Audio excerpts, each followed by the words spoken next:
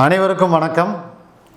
இந்த காணொளி எதை பற்றி அப்படின்னா, தமிழ்நாடு அரசு பணியாளர் தேர்வாணையம் மூலமாக நடைபெற்ற டிஎன்பிஎஸ்சி குரூப் 2 2A முதல்நிலை தேர்வில் பொது தமிழ் மற்றும் பொது ஆங்கிலம் இதில் கேட்கப்பட்ட வினாக்களின் தன்மையில் ஒரு மிகப்பெரிய இடைவெளி இருக்கிறதா, மாணவர்களிடையே ஒரு மிகப்பெரிய அதிர்வலையை ஏற்படுத்தியிருக்கு.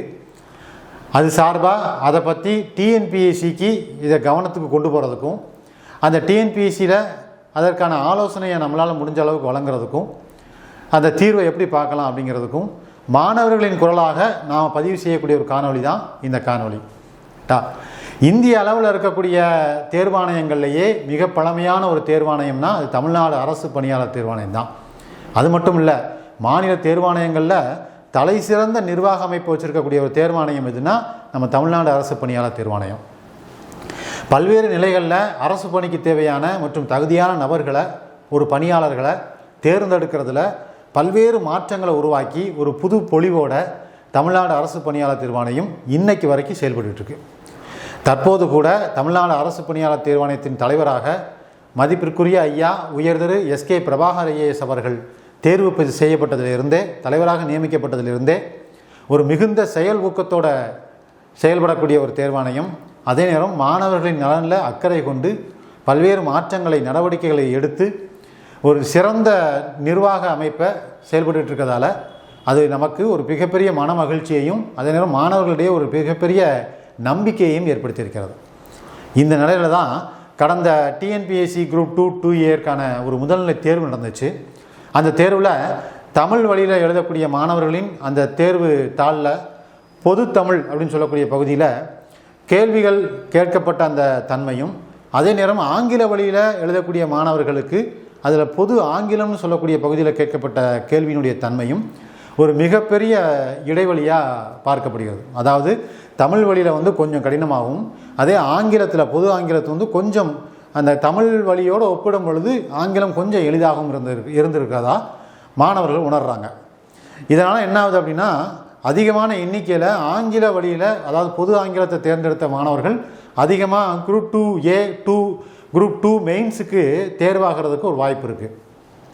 ஸோ இந்த நிலையில் தமிழ் வழியில் படித்த மாணவர்கள் ஒரு மிகப்பெரிய தாழ்வு மனப்பான்மையை அவங்க மனசில் உருவாக்கியிருக்கிறாங்க. எந்த மாதிரி அப்படின்னா, தமிழ் வழியில் படித்தா அப்போ நம்ம இனி வரக்கூடிய காலங்களில் தமிழ் வழியில் படித்து பொது தமிழில் எழுதணும் அப்படின்னா அதை பாஸ் பண்ண முடியாதோ அப்படிங்கிற ஒரு நிலை மாணவர்களுக்கு ஏற்பட்டிருக்கு. ஸோ இந்த அச்சத்தையும் மாணவர்கள்ட்டேருந்து நம்ம போக்கணும். இந்த மாதிரி ஒரு கட்டாய சூழ்நிலையில் தான் நாம் இருந்துகிட்ருக்கோம். இந்த நிலையில் நமது டாஃப் ஐஏஎஸ் அகாடமியினுடைய கிளைகள், பல்வேறு கிளைகள் கிராமப்புறங்களில் தான் அமைஞ்சிருக்கு. கிராமப்புறங்களில் இருக்கக்கூடிய மாணவர்கள் தமிழ் வழியில் தான் பெரும்பாலும் தேர்வு எழுதியிருக்கிறாங்க. ஸோ அந்த மாணவர்கள்லாம் நமது டாஃப் ஐஏஎஸ் அகாடமியுடைய மூத்த ஆசிரியரான திரு ஜே ஆகாசமூர்த்தி ஐயா அவர்களை சந்திக்கும் பொழுது இந்த பிரச்சனைகளை, இந்த பாதிப்புகளை அவருடைய கவனத்துக்கு கொண்டு வந்தாங்க.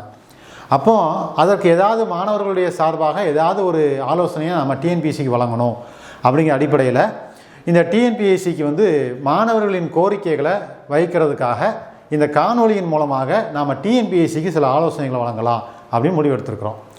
அந்த அடிப்படையில் டிஎன்பிஎஸ்சி தமிழ்நாடு அரசு பணியாளர் தேர்வாணையத்திற்கு என்ன கோரிக்கையை நம்ம முன்வைக்கணும் அப்படின்னா, தமிழ்நாடு அரசு பணியாளர் தேர்வாணையம் ஒரு சிறந்த வல்லுநர் குழுவை நியமித்து இந்த நடந்து முடிஞ்ச அந்த டிஎன்பிஎஸ்சி குரூப் 2 2Aனுடைய தேர்வின் தன்மை எப்படி இருக்குது, அதை ஒப்பீட்டு அளவில் தமிழில் இருக்கக்கூடிய தேர்வும் ஆங்கிலத்தில் இருக்கக்கூடிய தேர்வுக்கும் இடைப்பட்ட அந்த இடைவெளி என்ன, தேர்வு எளிதாக இருக்கா அப்படிங்கிறத ஆராய்ந்து ஒரு நல்ல ஒரு முடிவை எடுக்கணும்.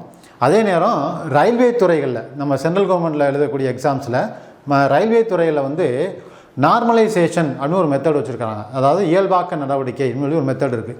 அது எதுக்கு அப்படின்னா, அந்த ரயில்வே தேர்வில் வைக்கக்கூடிய தேர்வுகள் ஒரே கட்டமாக வைக்க மாட்டாங்க. இப்போ நம்ம டிஎன்பிஎஸ்சி நடத்துகிற மாதிரி ஒரே கட்டமான தேர்வு அது இருக்காது. அப்போ ரயில்வே தேர்வுகளில் பல்வேறு கட்டங்களாக அந்த தேர்வு நடத்துவாங்க. அப்படி பல்வேறு கட்டங்களாக நடத்தும் பொழுது முதல் கட்டத்தில் மாணவர்கள் எழுதியிருக்கக்கூடிய தேர்வும் 4வது கட்டத்தில் ஒரு மாணவன் எழுதக்கூடிய தேர்வும் வித்தியாசப்படும்.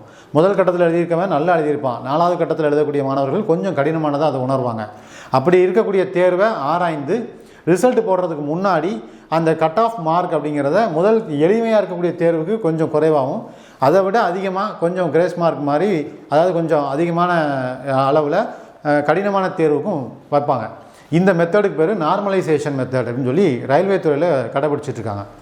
ஸோ தமிழ்நாடு அரசு பணியாளர் தேர்வாணையமும் இந்த குரூப் 2Aல இந்த மாதிரி இந்த கடினத்தன்மை இருக்குது அப்படிங்கிற தெரியக்கூடிய பட்சத்தில் இந்த முறையை பயன்படுத்தி, அதாவது நார்மலைசேஷன் சொல்லக்கூடிய முறையை பயன்படுத்தி அதுக்கப்புறமா இறுதி விடை குறிப்பு, அதாவது இறுதி ரிசல்ட்டை தமிழ்நாடு அரசு பணியாளர் தேர்வாணையம் வெளியிடணும் அப்படின்னு ஒரு கோரிக்கையை மாணவர்கள் சார்பாக நாம் வைக்கிறோம்.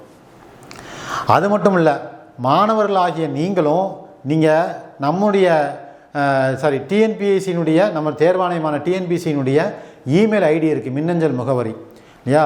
அந்த grievance.tnpsc@tn.go.in அப்படின்னு சொல்லக்கூடிய ஒரு மின்னஞ்சல் முகவரி டிஎன்பிஎஸ்சி வெப்சைட்டில் இருக்குது. அந்த மின்னஞ்சல் முகவரிக்கு தங்களுடைய அந்த கருத்துக்களை, அதாவது அந்த நம்ம பாதிக்கப்பட்டிருக்கக்கூடிய கருத்துக்களை மாணவர்களாகிய நீங்களும் என்ன செய்யணும்னா டிஎன்பிஎஸ்சிக்கு மின்னஞ்சல் மூலமாக தெரிவிங்க. ரைட்டா? ஸோ இதை மாணவர்களும் நீங்களும் செய்யுங்க. நாமளும் நம்ம அகாடமியின் சார்பாகவும் இதை நம்ம தேர்வாணையத்தினுடைய கவனத்துக்கு நம்ம கொண்டு போவோம். ஸோ நல்லதொரு முடிவை தேர்வாணையம் எடுக்கும். ஏன் அப்படின்னா இதுக்கு முன்னாடி கடந்த காலங்கள் நடைபெற்ற அந்த தேர்வாணையத்தினுடைய பரிசீலனைகள், இப்போ குரூப் 2A வந்து மெர்ஜ் பண்ணி முதல்ல வச்சுருந்தாங்க. அதுக்கப்புறம் நம்ம மாணவர்கள் எல்லாரும் சேர்ந்து ஒரு மின்னஞ்சல் செஞ்சு அதன் மூலமாகத்தான் மாணவர்களுடைய அந்த கருத்துக்களை டிஎன்பிஎஸ்சி எடுத்துக்கிச்சு. டிஎன்பிஎஸ்சியில் குரூப் 2 ஒரு எக்ஸாம் மெயின்ஸ் தனியாகவும் குரூப் 2A தனியாகவும் பிரித்து வச்சாங்க. இந்த மாதிரி கடந்த காலங்களில் நிறைய மாணவர்களுடைய கோரிக்கைகளை டிஎன்பிஎஸ்சி வந்து செவிசாய்த்து ஒரு நல்லதொரு முடிவை எடுத்திருக்கிறாங்க. அதே மாதிரி இந்த பிரச்சனைகள்லையும் இந்த நடவடிக்கைகள்லையும் ஒரு நல்ல முடிவை எடுப்பாங்க அப்படின்னு ஒரு நல்ல நம்பிக்கையோட டிஎன்பிஎஸ்சி மீது ஒரு நம்பிக்கை வச்சு நாம் காத்திருப்போம். குடிதளி கோலோச்சும் மாநில மன்னன் அடிதளி நிற்கும் உலகு அப்படிங்கிறாரு வள்ளுவர். அதாவது குடிமக்களுடைய கோரிக்கைகளை செவிசாய்த்து குடிமக்களை அரவணைத்து கொண்டு ஒரு அரசு நடைபெற்றால் அந்த அரசை நடத்திய மன்னனின் அடிகளை பற்றி கொண்டு இந்த உலகம் செயல்படும் அப்படின்னு வள்ளுவர் சொல்கிறார். அந்த கூற்றின் அடிப்படையில் நம்ம மாணவர்களின் அடிப்படையில் ஒரு கோரிக்கையை தமிழ்நாடு அரசு பணியாளர் தேர்வாணையத்துக்கு வச்சுருக்கிறோம். தேர்வாணையம் ஒரு சிறந்த முடிவை நமக்கு கொடுக்கும் அப்படிங்கிற நம்பிக்கையோடு நம்ம காத்திருப்போம். கண்டிப்பாக ஒரு நல்ல முடிவு கிடைக்கும்னு நம்புவோம். அதே நேரம் இந்த நடவடிக்கைக்கு அப்புறமா அடுத்த கட்டமாக மாணவர்களின் சார்பாக மாணவர்கள் அனைவரும் இணைந்து ஒரு கையெழுத்து இயக்கத்தை நடத்தி அதன் மூலமாக டிஎன்பிஎஸ்சிக்கு ஒரு கோரிக்கை மனுவை அளிக்கலாம் அப்படின்னு முடிவெடுத்திருக்கிறோம். நன்றி, வணக்கம்.